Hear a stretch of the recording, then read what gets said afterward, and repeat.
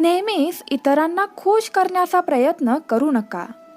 दुसऱ्यांना खुश करता करता लोक आपली खुशी विसरून जातात. तुम्हाला दुसरं कुणीही समजून घेऊ शकत नाही.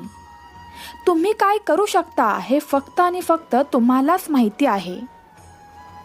ही वेळ अशी चालू आहे की जो वेळेसोबत स्वतःला बदलू शकत नाही तो काहीही करू शकत नाही.